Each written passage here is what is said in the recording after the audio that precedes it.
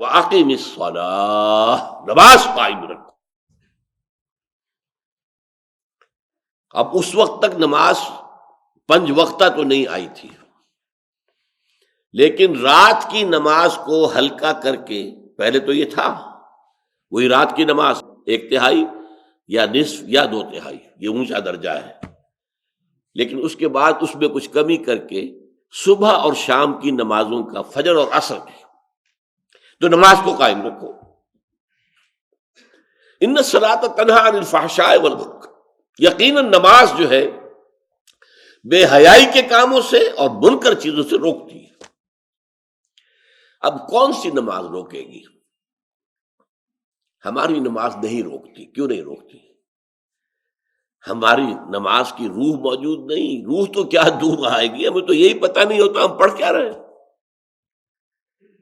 It's a parrot like repetition, یاد ہے بس پڑھ دیا، جلدی سے جلدی کیا، اور اللہ خیر سن۔ اور چونکہ اس وقت آپ کا ذہن جو ہے وہ اس کام میں مصروف ہی نہیں ہے کہ وہ سمجھے کہ آپ کیا کہہ رہے ہیں، لہذا خالی ذہن تو رہ نہیں سکتا۔ اس وقت آپ کے ذہن میں سب مسائل آ جائیں گے، دکان میں فلاں چیز کم ہو گئی تھی، مجھے خرید کے لانی تھی، فلاں معاملہ یہ تھا، فلاں جو ہے جو افسر نے وہ فائل کے بارے میں کہا تھا وہ ابھی تک تلاش نہیں ہو سکی ہے، وہ کرنی، وہ آ جائیں گے۔ اس لیے کہ دماغ جو ہے خالی نہیں رہ سکتا۔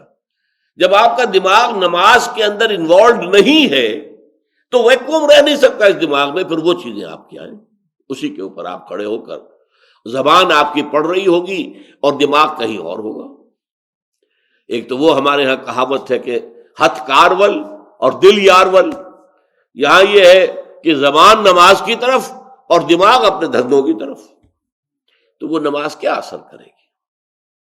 لیکن نماز کی روح موجود ہو، اس میں حضور ہو کہ میں کھڑا ہوں، اللہ کے حضور میں ہوں، سجدہ کرے تو محسوس کرے کہ میں نے اللہ کے قدموں میں اپنا سر رکھ دیا ہے۔